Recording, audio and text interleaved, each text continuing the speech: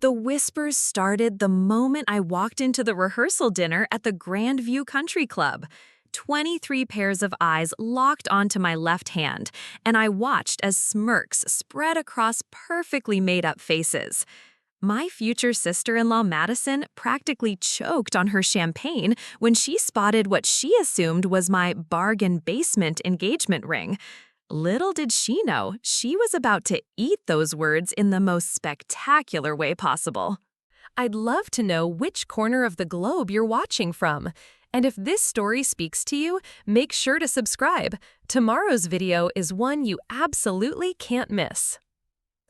3 months earlier, I was working my usual Saturday shift at Henderson's Antique Emporium in downtown Portland, Oregon. The musty smell of old furniture and forgotten treasures had become as familiar as my morning coffee. I'd been there for 2 years, ever since graduating with my art history degree, trying to save enough money to pursue my master's program while helping my boyfriend, Trevor Mason, through his final year of law school. Trevor had been acting strange all week.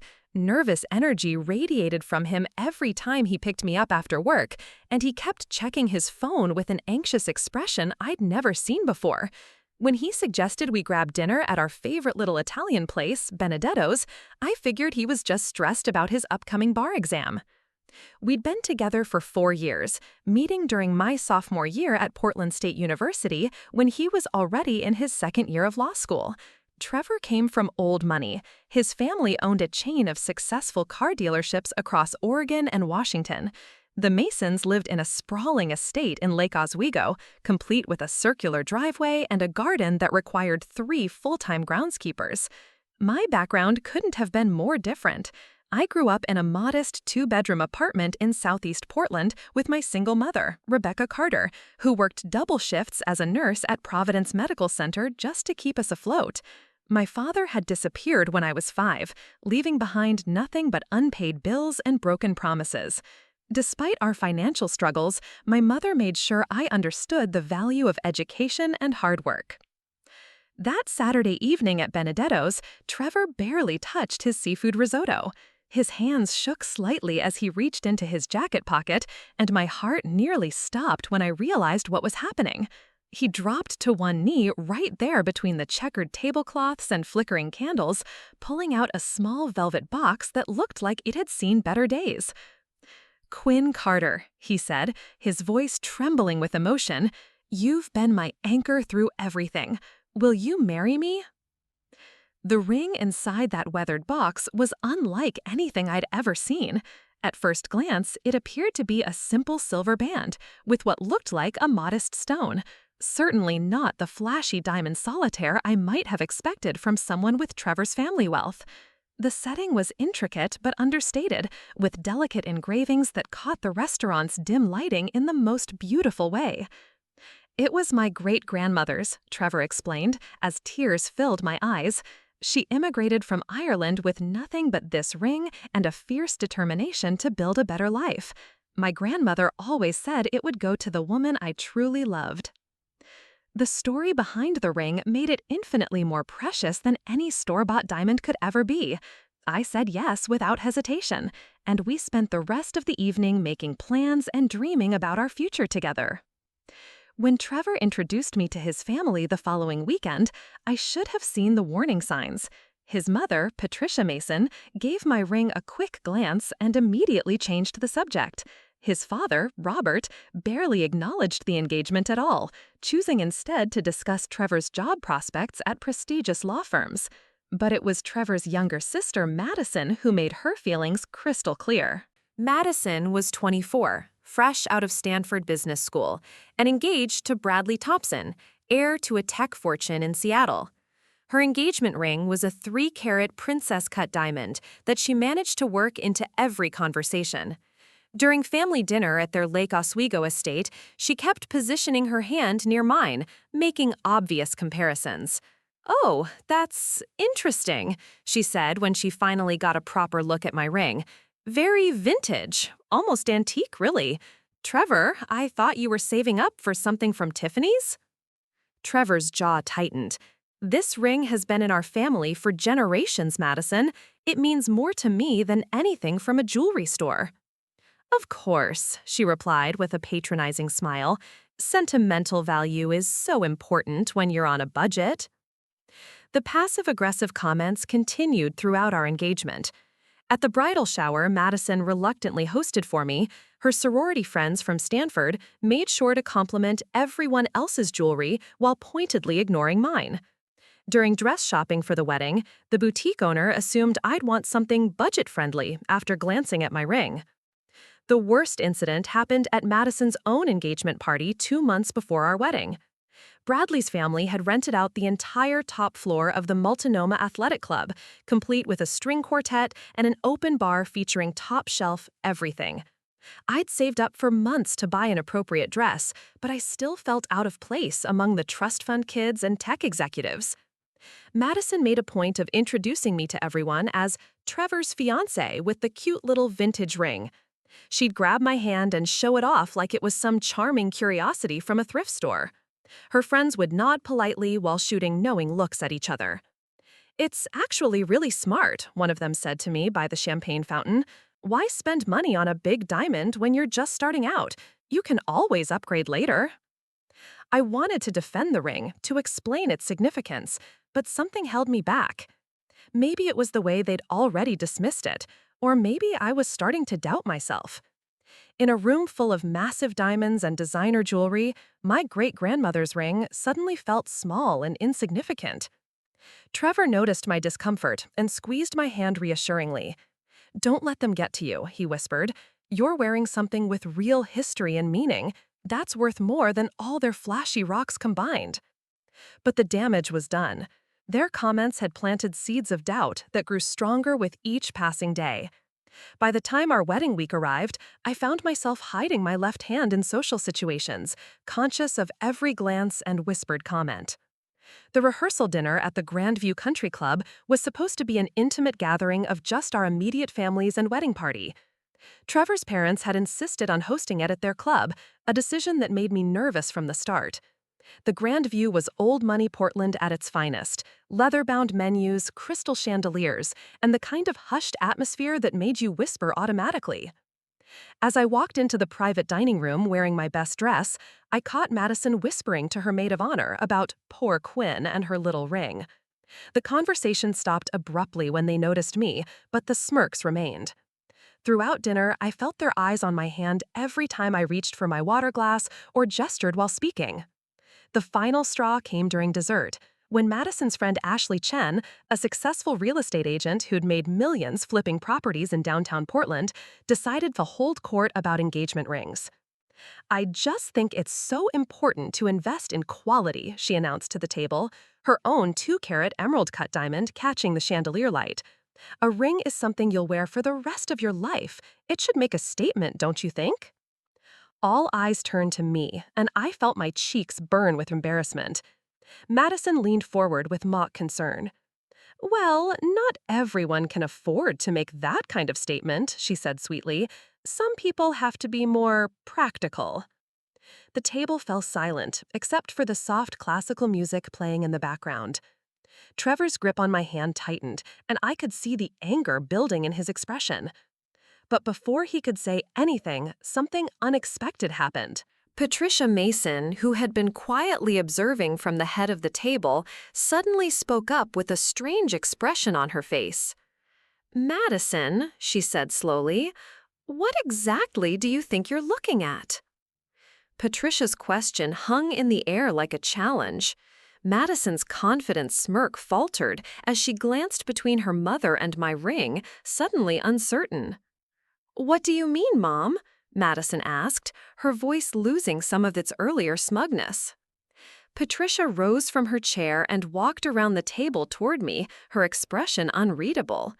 She'd always been polite but distant during our engagement, never openly hostile like Madison, but never particularly warm either.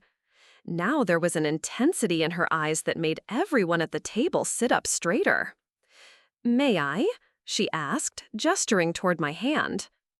I extended my left hand nervously, watching as Patricia took it gently and examined the ring under the dining room's bright lights. She turned my hand this way and that, studying every detail of the band and stone with the focused attention of someone who knew exactly what they were looking for. The silence stretched on for what felt like an eternity. Ashley shifted uncomfortably in her seat, while Madison's maid of honor stopped mid-sip of her wine. Trevor watched his mother with growing confusion, clearly as puzzled by her behavior as everyone else. Finally, Patricia released my hand and returned to her seat, but not before giving Robert a meaningful look that he seemed to understand immediately. His face went pale, and he loosened his tie as if the room had suddenly become too warm. "Patricia?" Robert prompted quietly. "What is it?" She picked up her wine glass and took a deliberate sip before addressing the table. "I think we need to have a family conversation tomorrow, before the wedding." Madison's confidence crumbled entirely. "Mom, you're being weird. It's just a ring, a pretty little vintage ring that Trevor found somewhere." "Trevor didn't find it anywhere," Patricia said firmly. "According to him, it belonged to his great-grandmother." Trevor nodded, still looking confused. "That's right, Dad's grandmother, Eleanor Mason. She came over from Ireland in the 1920s. A lot of love and effort went into bringing this story to life. If you're enjoying it, we'd be so grateful if you'd subscribe to our channel. Now, back to where we left off. The color drained from Robert's face completely. He set down his fork with shaking hands and stared at the ring on my finger as if seeing it for the first time.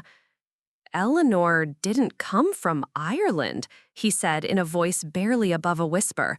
"She came from Scotland, and her last name wasn't Mason when she arrived in America." The revelation hit the table like a bombshell. Trevor's eyes widened as he looked between his parents, trying to process what he'd just heard. "What are you talking about?" he demanded. "You've told me stories about great-grandmother Eleanor my whole life. The Irish immigration, building a life from nothing, working her way up." Patricia and Robert exchanged another loaded glance before Patricia spoke again. "Your great-grandmother was indeed an extraordinary woman who built a new life in America, but some of the details we shared with you children were simplified versions of a much more complicated story." Madison leaned forward, her earlier smugness completely forgotten. "What kind of complicated story?" Robert cleared his throat and loosened his collar further. "Eleanor MacLeod arrived in New York Harbor in 1923. She was fleeing Scotland not because of poverty, but because of scandal. Her family had lost everything in some kind of financial disaster involving her father's business dealings." The pieces of information hung in the air as everyone tried to process their implications. I found myself staring down at my ring, wondering what secrets it might be hiding. "But what does that have to do with the ring?" Ashley asked, apparently unable to contain her curiosity, despite the obvious family tension. Patricia stood up again and walked to the large windows overlooking the country club's golf course. With her back to us, she spoke in measured tones. "Eleanor MacLeod's family wasn't just any Scottish family. Her father, Alistair MacLeod, was a gemstone dealer who had exclusive contracts with several major European jewelry houses. When his business collapsed, Eleanor managed to save just a few pieces from the family collection." She turned back to face the table, her eyes fixed on my ring. "One of those pieces was a ring featuring a rare natural alexandrite stone set in platinum with hand-engraved details created by master craftsmen in Edinburgh. According to the family records we found after Eleanor's death, it was originally commissioned for a member of the British aristocracy, but was never delivered due to the MacLeod family's financial crisis." The dining room fell silent except for the soft ticking of an antique clock on the mantelpiece. I stared down at what I had thought was a simple, modest ring, trying to reconcile Patricia's description with the piece of jewelry on my finger. Trevor broke the silence first. Are you saying this ring is actually valuable? I'm saying, Patricia continued, that your great grandmother was very careful about who she told the complete truth to. She knew that if word got out about what she'd managed to save from Scotland, it might attract the wrong kind of attention. So she created a simpler story about Irish immigration and humble beginnings. Madison's mouth had fallen open during Patricia's explanation. She kept looking back and forth between the ring and her mother as if trying to make sense of what she was hearing. But it looks so, she started, then stopped herself. Ordinary, Patricia suggested with a slight smile. That was intentional. Eleanor had the setting designed to be understated. The real value was always in the stone itself and the craftsmanship, not in flashy presentation. Ashley Chen, who had been quietly calculating throughout Patricia's explanation, finally spoke up. Natural alexandrite is incredibly rare. Depending on the size and quality, we could be talking about A significant sum, Robert finished quietly, which is why Eleanor kept the truth within the immediate family and why we've been equally careful about sharing details. I realized my hands were shaking as the full weight of the situation settled in. Not only had Madison and her friends been mocking what they assumed was a cheap ring, but they'd been doing it in front of people who apparently knew its true significance all along. Trevor reached over and took my trembling hand in both of his. Why didn't you tell me? Why let me think it was just sentimental value? Patricia returned to her seat with a sad smile. Because sentimental value was always the most important part. Eleanor gave explicit instructions that the ring should only go to someone who would love it for its history and meaning, not its monetary worth. When you told us you wanted to propose with great-grandmother Eleanor's ring because of what it represented, we knew you understood what truly mattered. The irony wasn't lost on anyone at the table. While Madison and her friends had been judging the ring's apparent lack of material value, they'd been completely missing the point that Eleanor MacLeod had been trying to make nearly a century earlier. Madison slumped back in her chair, looking genuinely mortified for the first time all evening. Quinn, I had no idea. The things I said were based on exactly the assumptions great-grandmother Eleanor was trying to avoid, Patricia said, gently but firmly. She believed that true wealth wasn't about showing off, but about understanding value in all its forms. The country club staff began clearing dessert plates around our stunned table, apparently oblivious to the drama that had just unfolded. As the evening wound down, I found myself studying my ring with completely new eyes, wondering what other secrets it might be holding. But the biggest revelation was yet to come, and it would happen the very next morning in a way that none of us could have predicted. The morning of our wedding arrived with unexpected drama. I woke up in the bridal suite at the Grandview Country Club to frantic knocking on my door. My maid of honor, Sarah Williams, burst in looking flustered and apologetic. "Quinn, I'm so sorry, but there's been an accident with your ring," she said breathlessly. My heart nearly stopped. What kind of accident? Sarah wrung her hands nervously. I was helping arrange the jewelry for the ceremony photos when I accidentally knocked over the cleaning solution the hotel provided. Your ring fell right into it, and now there's some kind of chemical reaction happening. The stone is changing colors. I threw on my robe and followed her to the main suite where my wedding dress was hanging. Sure enough, my engagement ring was sitting in a shallow dish of what looked like jewelry cleaner, but something was definitely wrong. The stone, which had always appeared to be a muted grayish green, was now displaying flashes of deep red and purple that seemed to dance in the morning sunlight streaming through the windows. "Oh no," I whispered, picking up the ring with shaking hands. "Trevor's going to be devastated. This was his great-grandmother's ring." But as I held it up to examine the damage, something extraordinary happened. The stone seemed to come alive, shifting from deep emerald green to brilliant crimson red as I moved it through different angles of light. The color changes were so dramatic and beautiful that I found myself momentarily mesmerized.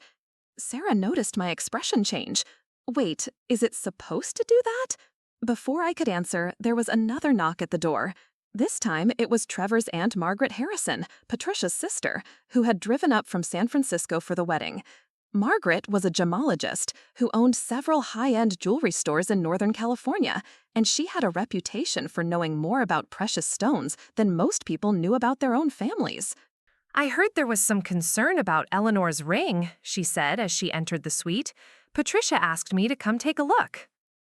I handed her the ring, explaining about the cleaning solution accident and the strange color changes we were witnessing. Margaret examined it under a jeweler's loupe she'd pulled from her purse, turning it this way and that under different light sources around the room. After several minutes of intense scrutiny, she set the ring down and looked at me with an expression I couldn't quite read. Quinn, dear, this cleaning solution didn't damage your ring. It actually did you a tremendous favor. Sarah and I exchanged confused glances. What do you mean? Margaret picked up the ring again, holding it where the morning light could hit it directly. What you're seeing is the alexandrite's natural color-changing property. True alexandrite appears green or bluish-green in daylight and changes to red or purplish red under incandescent light. It's one of the rarest and most valuable gemstones in the world. She continued explaining while I tried to process what she was telling me. The problem is, over the years, Eleanor's ring had accumulated a film of oils, soap residue, and general buildup that was masking the stone's natural brilliance and color-changing ability. That cleaning solution stripped away decades of accumulated residue and revealed what was underneath. I stared at the ring in wonder as Margaret moved it between the natural light from the window and the warm light from the table lamps. The transformation was magical, like watching a sunset captured in stone. But how valuable are we talking about? Sarah asked, clearly fascinated by the demonstration. Margaret paused thoughtfully. Natural alexandrite of this size and quality is extremely rare. Most of what people see in jewelry stores today is synthetic or color-changed sapphire marketed as alexandrite.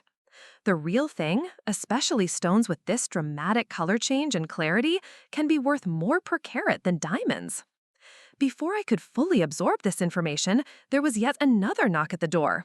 This time it was Trevor himself, looking anxious and slightly out of breath. I heard something happened with the ring, he said as he entered. My mom sent me to check on you, and she said Aunt Margaret was here. He stopped mid-sentence when he saw the ring in Margaret's hand, displaying its remarkable color-changing properties in the morning light. His eyes widened as he watched the stone shift from deep green to brilliant red. Is that really great-grandmother Eleanor's ring? He asked in amazement. Margaret nodded and launched into a more detailed explanation for Trevor's benefit. As she spoke, I found myself thinking about the events of the previous evening and how dramatically the situation had shifted. Less than 12 hours ago, Madison and her friends had been making snide comments about my cheap little ring. Now we were learning that it might be worth more than all their flashy diamonds combined. Trevor seemed to be having similar thoughts. Wait until Madison finds out about this, he said with a mixture of amusement and anticipation. Finds out about what? Came a familiar voice from the doorway. We all turned to see Madison herself, standing in the entrance to the bridal suite, still in her pajamas and looking like she'd been crying. Her usual perfectly styled appearance was nowhere to be seen, and her eyes were red and puffy. Madison, what are you doing here? Trevor asked with surprise. She stepped into the room hesitantly, wrapping her robe tighter around herself. I came to apologize to Quinn. I barely slept last night, thinking about the horrible things I said, and I wanted to make things right before the wedding. Her gaze fell on the ring in Margaret's hand, and she watched in stunned silence as the stone performed its color-changing display in the shifting light. That's the same ring from last night, she said quietly, but it looks completely different. Margaret, ever the professional, took the opportunity to provide an impromptu education about alexandrite and its unique properties. As she explained the rarity and value of the stone, Madison's expression shifted from confusion to dawning realization to what could only be described as horror. So when I was saying it looked cheap and suggesting Quinn should upgrade, Madison's voice trailed off as the full impact of her behavior hit her. You were criticizing one of the rarest and most valuable gemstones in the world. Margaret finished, gently but pointedly. Madison sank into one of the suite's plush armchairs, covering her face with her hands. Oh, God, Quinn, I'm so sorry. I was such a terrible person to you.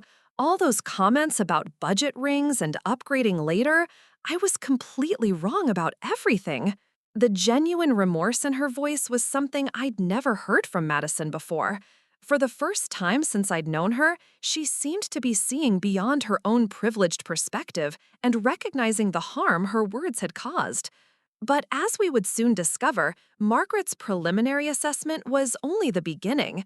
The true extent of the ring's significance wouldn't become clear until later that morning, when an unexpected visitor would arrive at the country club and change everything we thought we knew about Eleanor McLeod and her mysterious past. 2 hours before the ceremony was scheduled to begin, the country club's concierge knocked on our suite door with an unusual request. "Excuse me, Miss Carter," he said politely, "but there's a gentleman downstairs who says he needs to speak with you urgently about a family heirloom. He's quite insistent and mentioned something about a Scottish ring." I exchanged glances with Trevor, who was now fully dressed in his groomsman attire after being kicked out of the bridal suite for the final preparations. Margaret looked up from where she'd been photographing my ring under different lighting conditions for her professional assessment. "Did he give his name?" Margaret asked the concierge. "Dr. James Blackwood. He says he's driven up from Berkeley and that it's extremely important he speaks with whoever owns the McLeod Alexandrite." The blood drained from Margaret's face. She carefully set down her jeweler's loupe and turned to Trevor with a serious expression. "We need to see this man immediately. Dr. Blackwood is one of the most respected gemological historians on the West Coast. If he's driven 3 hours on a Saturday morning to see this ring, there's something we don't know." We made our way downstairs to the club's library, where a distinguished elderly man with silver hair and wire-rimmed glasses was waiting. Dr. Blackwood rose from a leather armchair as we entered, his eyes immediately focusing on my left hand. "Thank you for seeing me on such short notice," he said with a slight Scottish accent. "I apologize for the intrusion on your wedding day, but when I received Margaret's photos this morning, I knew I had to come immediately." Margaret looked confused. "I haven't sent you any photos." Dr. Blackwood pulled out his phone and showed us a series of images. These appeared on a private gemological forum about an hour ago. Someone posted them asking for identification of an unusual Alexandrite specimen, and I recognized it immediately. My heart sank as I realized what had happened. "Ashley Chen," I said grimly. "She must have taken pictures at the rehearsal dinner." Trevor's jaw tightened. "She posted photos of Quinn's ring on the internet?" Dr. Blackwood nodded gravely. "The images have caused quite a stir in certain circles. You see, this particular stone has been missing for over 80 years, and its reappearance has significant historical implications." He opened a leather portfolio he'd been carrying and spread several old documents across the coffee table. Among them were faded photographs, handwritten letters, and what appeared to be official certificates with elaborate seals. "This is the Blackwood Alexandrite," he continued, pointing to a photograph that showed a stone identical to the one on my finger. "It was discovered in the Ural Mountains of Russia in 1895 and was originally part of the Russian crown jewels collection. During the chaos following the Russian Revolution, many precious stones disappeared from the imperial treasury." Margaret leaned forward to examine the documents more closely. "Are you saying this ring belonged to the Russian royal family?" "Not exactly," Dr. Blackwood explained. "The stone was removed from its original imperial setting sometime around 1920 and sold to a private collector in Edinburgh. That collector was Alistair MacLeod, who had it reset in the platinum mounting you see today." Trevor and I sat in stunned silence as Dr. Blackwood continued his explanation. The story was far more complex than anything Patricia had revealed the night before. "Alistair MacLeod wasn't just any gemstone dealer," Dr. Blackwood went on. "He was specifically commissioned by wealthy European families to acquire and reset significant stones that had uncertain provenance following the Russian Revolution. When his business collapsed in 1922, several extremely valuable pieces went missing, including this Alexandrite."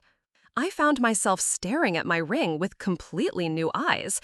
So Eleanor didn't just flee Scotland because of a business scandal. Eleanor MacLeod was Alistair's daughter, and she was suspected by British authorities of helping her father hide assets before fleeing to America. The investigation was eventually dropped due to lack of evidence, but several pieces from the MacLeod collection were never recovered. Dr. Blackwood pulled out another document, this one appearing more official and recent. This is where things get interesting from a legal standpoint. The Russian government has been actively pursuing the return of imperial treasures that were stolen during the revolutionary period. However, there's a statute of limitations on such claims, and stones that have been in continuous private ownership for over 80 years fall into a complicated legal gray area. Margaret's professional instincts kicked in. What are you saying exactly? I'm saying that this ring represents not just a rare gemstone, but a piece of lost imperial Russian history. Museums and private collectors have been searching for the Blackwood Alexandrite for decades. Its current value extends far beyond the stone's inherent worth as a gemstone. Trevor reached for my hand protectively. Are you telling us that someone might try to take Quinn's ring? Dr. Blackwood shook his head reassuringly. Not at all. The legal ownership appears to be clear, and Eleanor MacLeod's acquisition predates most international treaties regarding cultural patrimony. However, you should be aware that news of the stone's rediscovery will likely attract significant attention from collectors, museums, and possibly government representatives. He pulled out one final document that made my head spin.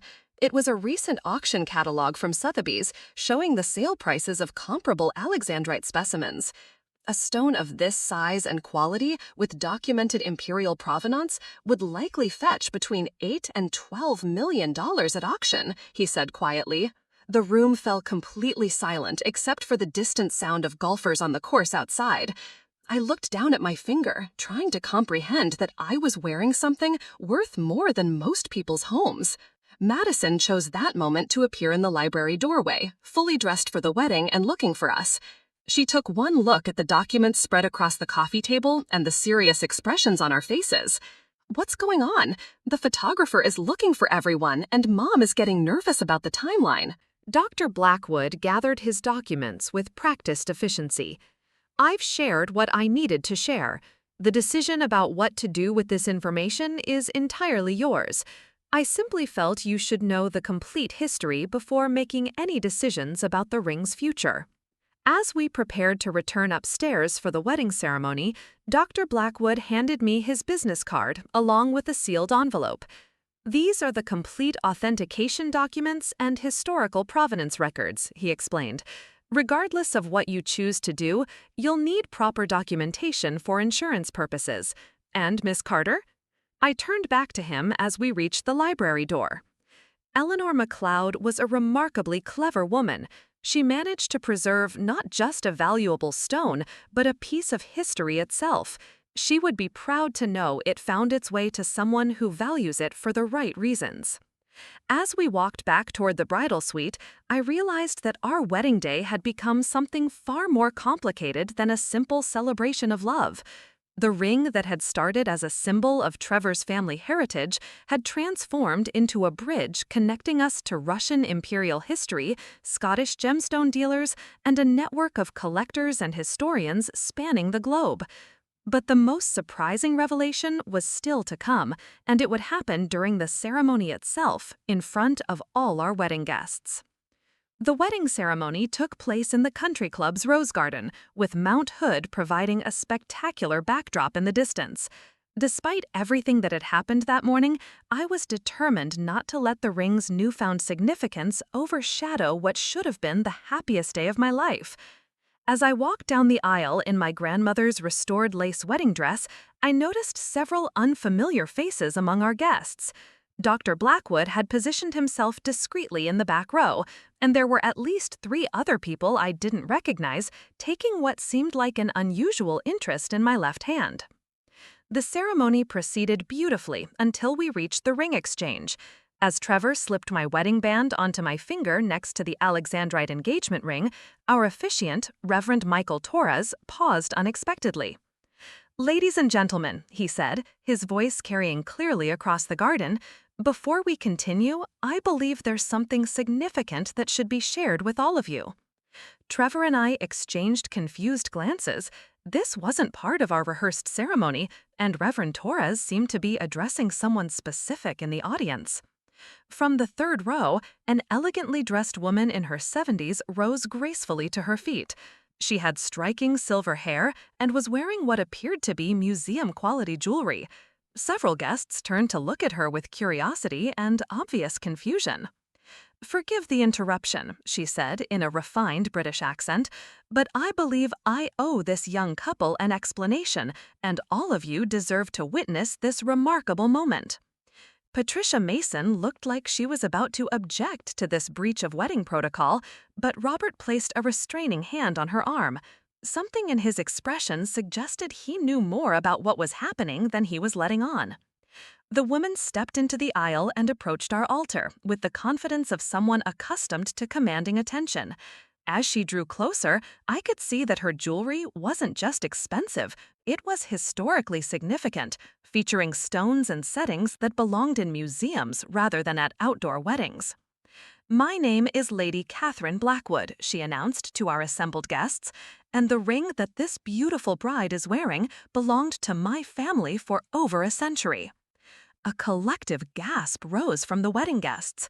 Madison's friends, who had been whispering among themselves since the ceremony began, fell completely silent.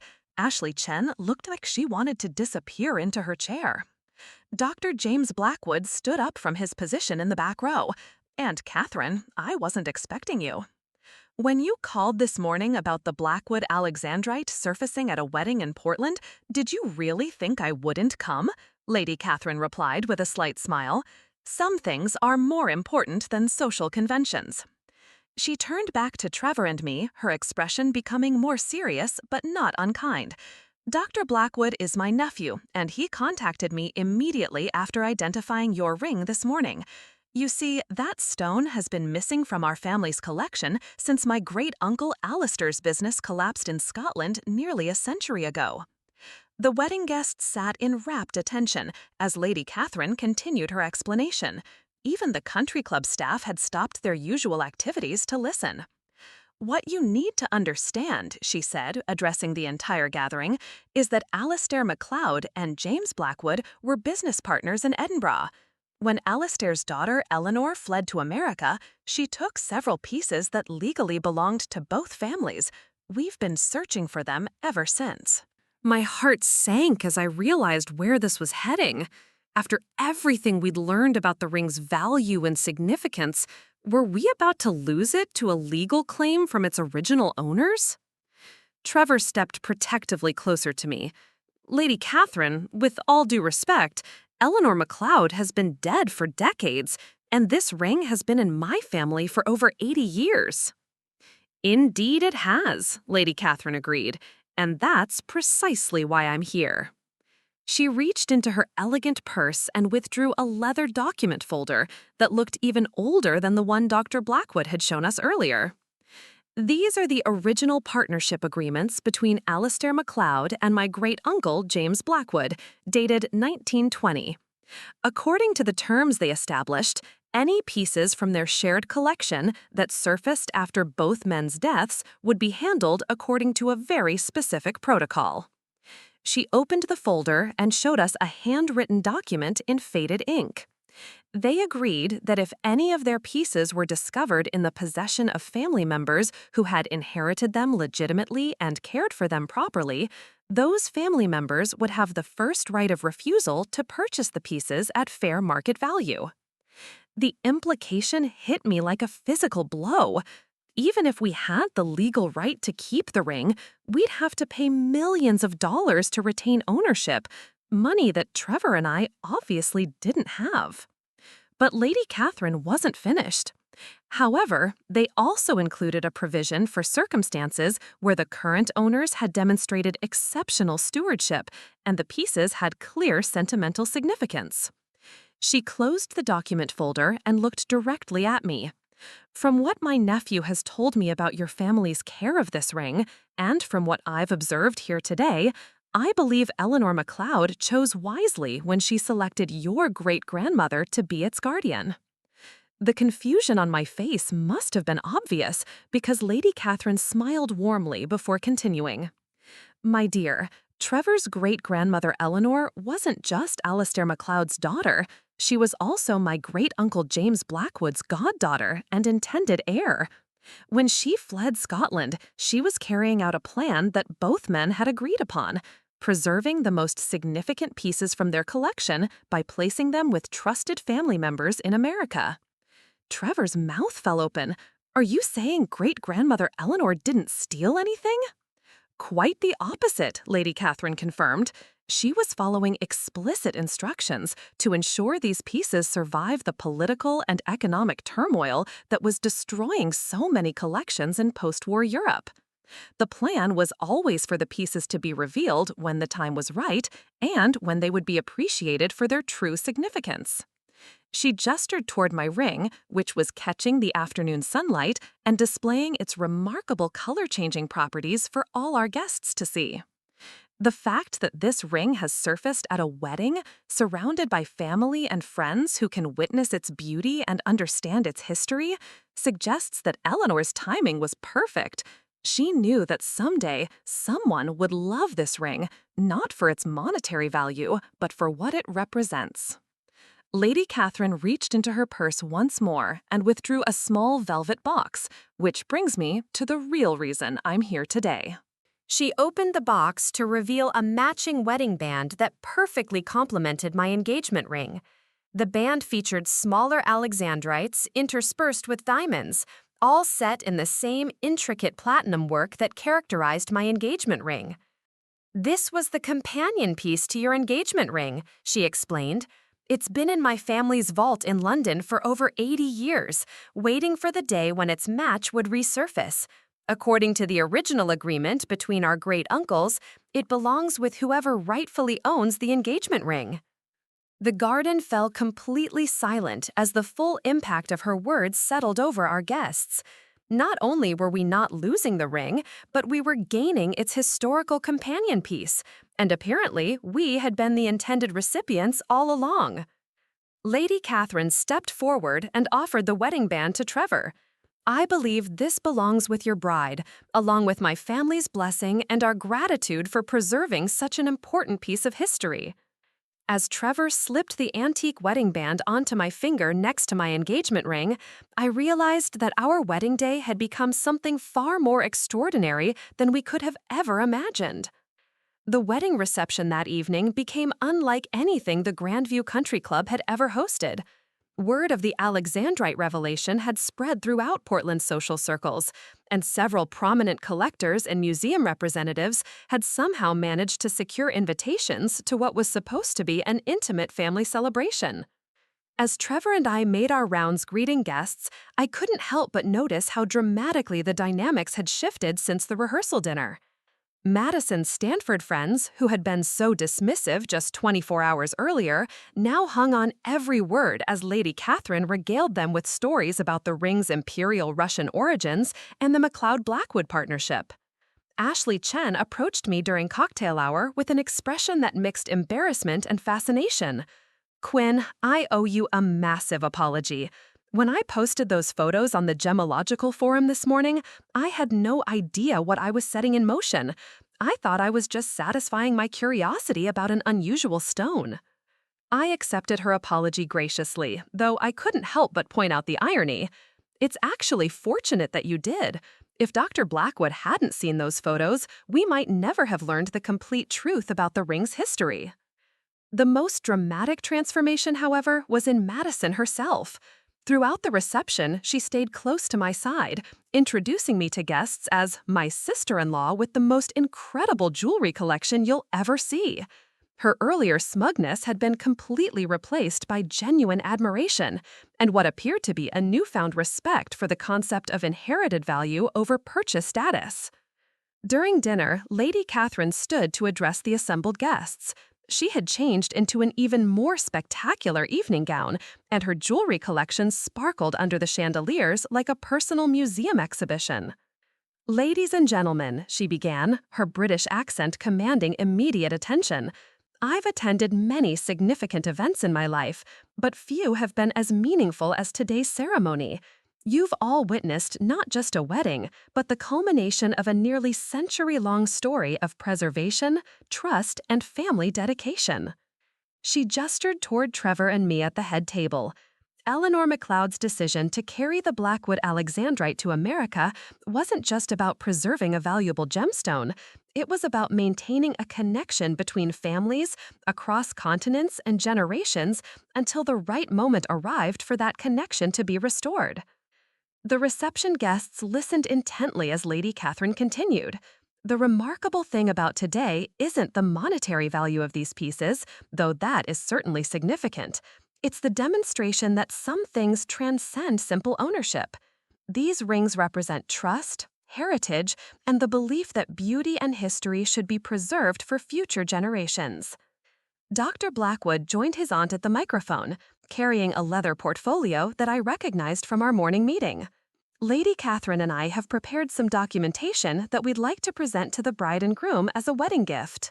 Trevor and I exchanged curious glances as Dr. Blackwood opened the portfolio and withdrew several official-looking documents. These are the complete provenance records for both the engagement ring and wedding band, authenticated by the International Gemological Institute and certified by the British Museum's Department of Medieval and Renaissance Antiquities, he explained. More importantly, they include a formal recognition from the Blackwood family that Trevor and Quinn Carter are the rightful and intended owners of these pieces. Lady Catherine smiled warmly as she added, "We've also taken the liberty of arranging specialized insurance coverage through Lloyd's of London, ensuring that your rings are properly protected for future generations." The implications of their generosity were staggering.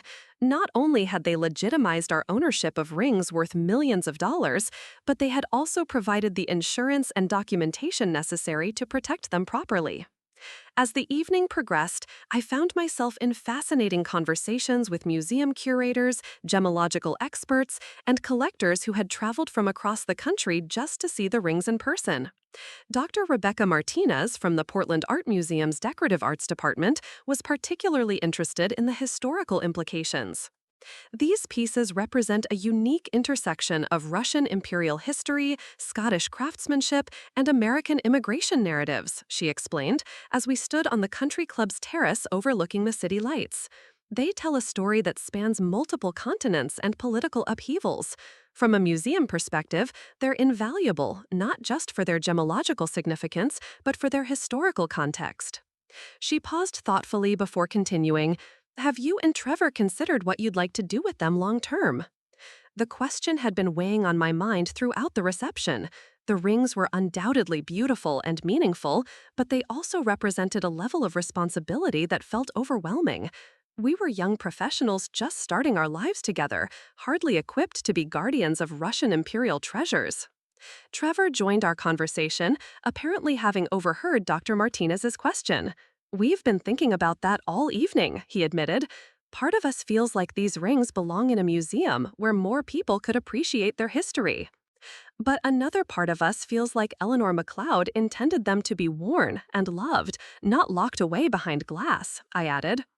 Lady Catherine, who had been listening from nearby, approached our small group with a knowing smile. "That's precisely the dilemma that my great-uncle James and Alistair MacLeod faced in 1920. They could have sold their collection to museums or wealthy collectors, but they chose instead to preserve the pieces for future generations who would understand their true significance."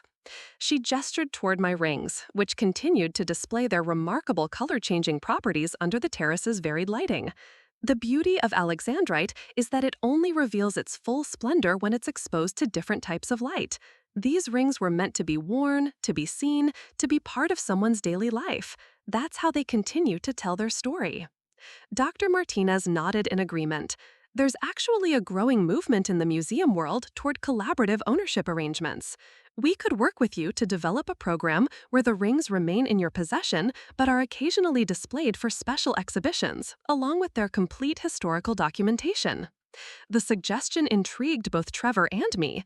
It offered a way to honor both Eleanor MacLeod's intentions and the ring's historical significance without forcing us to choose between personal ownership and public access.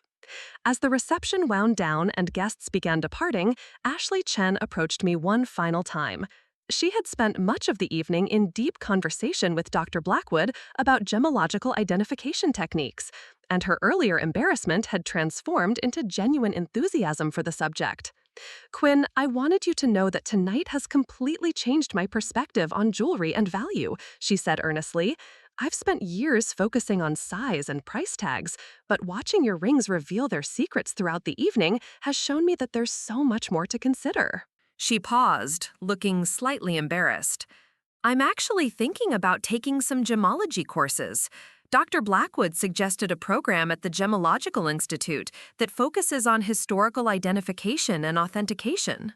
The transformation was remarkable. Ashley had gone from someone who judged jewelry based on flashy appearance to someone genuinely interested in understanding the science and history behind precious stones. As Trevor and I finally made our way back to our hotel suite in the early hours of the morning, I found myself reflecting on the extraordinary 24 hours we'd just experienced. We had started the weekend as a young couple planning a simple wedding, and we were ending it as the guardians of historically significant artifacts with connections to Russian imperial history, Scottish gemstone dealers, and British aristocracy. The rings on my finger caught the moonlight streaming through our hotel window, displaying one final color change, from the deep reds of the reception's candlelight to the mysterious blue-greens of the nighttime illumination.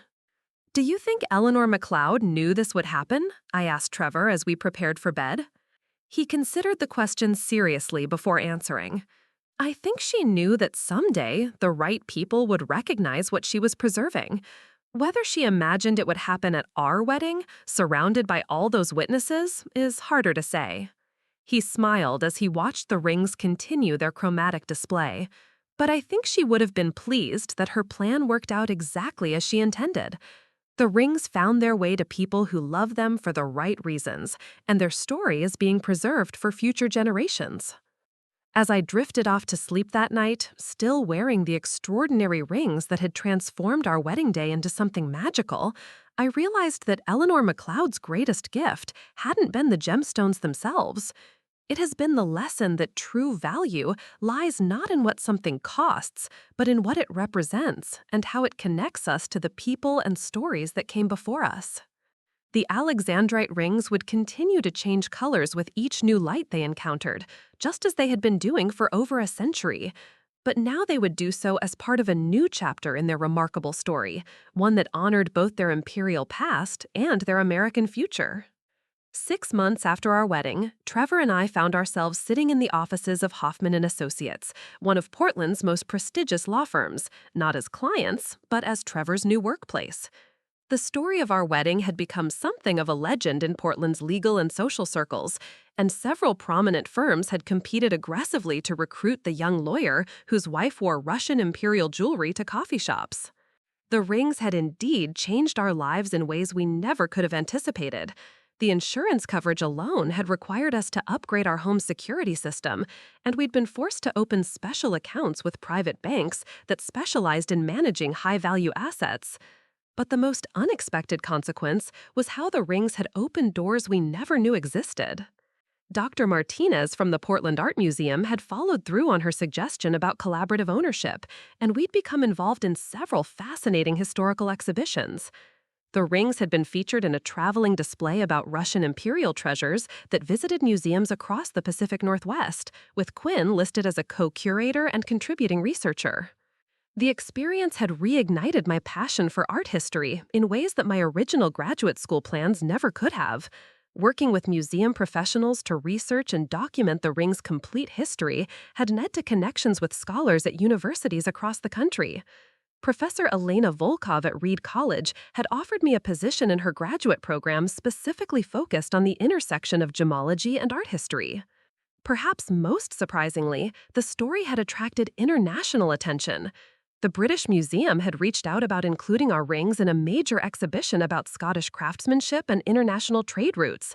More intriguingly, we'd received a formal invitation from the Hermitage Museum in St. Petersburg, where curators were assembling a comprehensive display about Imperial Russian jewelry that had survived the revolution.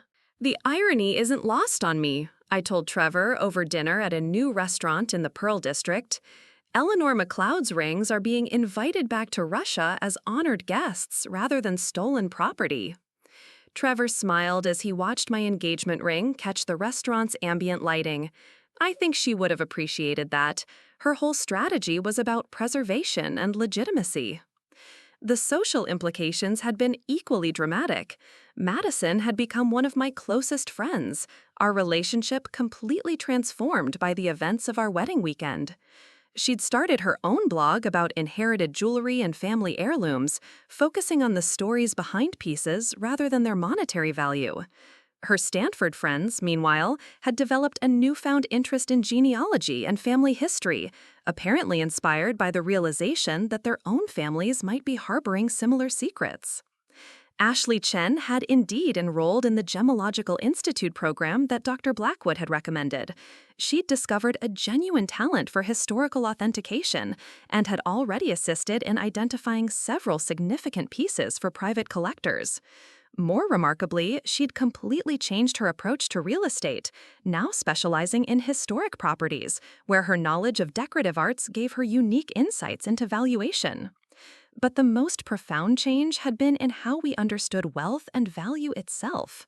Living with objects worth millions of dollars had taught us that true luxury wasn't about ownership, but about stewardship. We'd become guardians of something larger than ourselves, and that responsibility had shaped every decision we'd made since the wedding. The rings themselves had continued to reveal secrets. During the British Museum's authentication process, researchers had discovered microscopic engravings inside the bands that had been invisible until examined with specialized equipment. These markings had led to the identification of the specific craftsman who had created the settings, one Master Duncan Macpherson of Edinburgh, whose work was now being studied by scholars researching 19th-century Scottish jewelry techniques. 3 months after our wedding, we'd received an unexpected visitor. Professor Dmitry Petrov from Moscow State University had flown to Portland specifically to examine the rings as part of his research into Russian imperial jewelry dispersal patterns. His findings had been remarkable. "Your rings are not just random pieces that survived the revolution," he'd explained during his visit to our home. "They were part of a specific collection that Empress Alexandra had designated for her daughters. The Alexandrite was originally intended as a coming-of-age gift for Grand Duchess Anastasia." The revelation had added yet another layer to the ring's already complex history. We weren't just wearing valuable gemstones or even historically significant artifacts. We were wearing jewelry that had been intended for the youngest daughter of the last Russian Tsar, pieces that carried the dreams and traditions of a dynasty that had been swept away by revolution. Dr. Blackwood had stayed in touch, becoming something of a mentor as we navigated the complicated world of high-value historical artifacts. His latest communication had included news that other pieces from the MacLeod-Blackwood collection were beginning to surface, apparently triggered by the publicity surrounding our rings. "It's fascinating how one revelation can create a cascade effect," he'd written in his most recent letter. "Collectors and families who have been sitting on pieces for decades are suddenly coming forward, realizing that authentication and proper documentation might be more valuable than secrecy." Lady Catherine had become an unexpected friend, visiting Portland twice since the wedding and hosting us at her London estate during our honeymoon trip to Europe. Her home was essentially a private museum, filled with artifacts and artworks that spanned centuries of British and European history. Walking through her galleries had given us perspective on how to live with historically significant objects while still maintaining normal lives. "The key," she'd told us during our visit, "is remembering that you're temporary custodians, not permanent owners. These pieces existed before you and will continue to exist after you're gone. Your job is to care for them during your time and ensure they're passed on responsibly." That philosophy had guided our decision about what to do with the rings long term. We'd established a private foundation in partnership with the Portland Art Museum and Reed College, ensuring that the rings would eventually become part of an educational collection while remaining in our family's care during our lifetimes. The foundation had already begun accepting other donated pieces from families who wanted to ensure their heirlooms were preserved and studied properly. Madison had donated a collection of vintage jewelry from Robert's grandmother, while Ashley had contributed several pieces she'd inherited from her great-aunt, including what turned out to be a significant Art Deco bracelet. The most unexpected development had come just last week when we'd received a call from the producers of a documentary series about lost treasures and recovered artifacts. They wanted to feature our story as part of a program about how modern technology and international cooperation were helping reunite families with their historic heritage. "The timing feels right," Trevor had said when we discussed the opportunity. "We've had 6 months to process everything that's happened, and I think we're ready to share the complete story."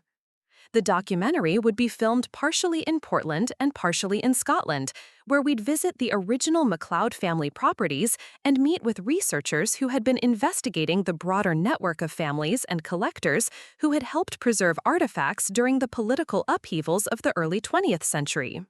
As I sat in Trevor's new office, looking out over downtown Portland while my rings caught the afternoon sunlight streaming through the windows, I reflected on how completely our lives had changed since that evening at Benedetto's when he'd first slipped Eleanor MacLeod's ring onto my finger.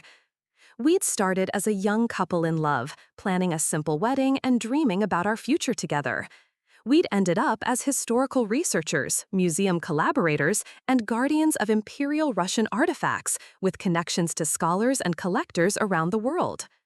But perhaps the most important lesson we'd learned was the one Eleanor MacLeod had been trying to teach all along: that true value isn't measured in dollars or social status, but in the stories we preserve, the connections we maintain, and the care we show for the things that matter most.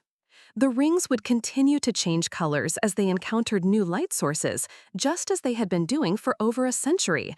But now they would do so as part of a new chapter in their remarkable journey, one that honored their imperial past while embracing their American future, and one that proved that sometimes the most extraordinary stories begin with the simplest acts of love and commitment. As Trevor finished his work for the day and prepared to drive us home, I couldn't help but smile at the thought of Eleanor MacLeod watching from wherever she was now, satisfied that her careful planning had resulted in exactly the outcome she'd hoped for. Her precious rings had found their way to people who would love them, protect them, and ensure that their remarkable story would continue to be told for generations to come. Looking for more? We've got 2 amazing stories ready for you right on screen.